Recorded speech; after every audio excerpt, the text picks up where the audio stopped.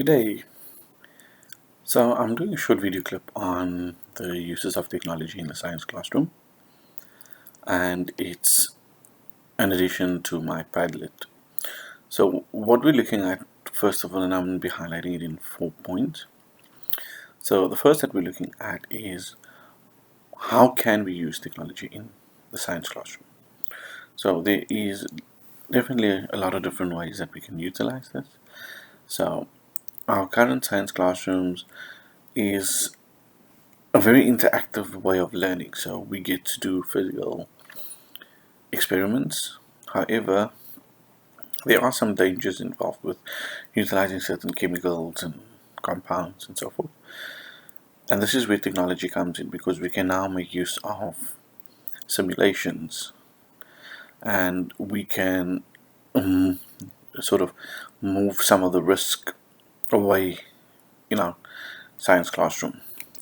And it's also to the advantage that using technology is extremely inexpensive, because without schools having to purchase different equipment for the science classroom, if they've already got a computer lab, this can be used with the use of simulation programs that is available.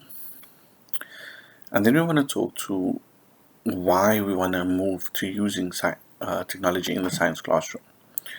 So the idea is that we get to do some physical activities or experiments without having to perform them in a laboratory.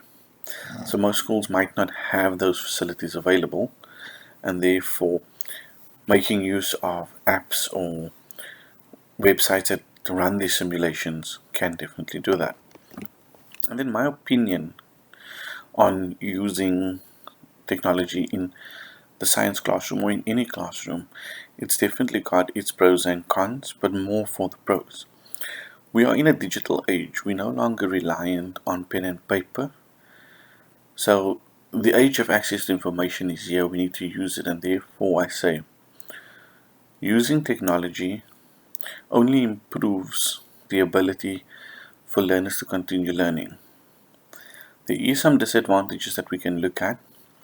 For example, it may encourage some form of laziness, because learners will be more encouraged to just go and search for something instead of researching. But if we teach learners to use the tools correctly, that is where it can become a benefit to us. And the last point that I want to make is around the types of technology that we can use.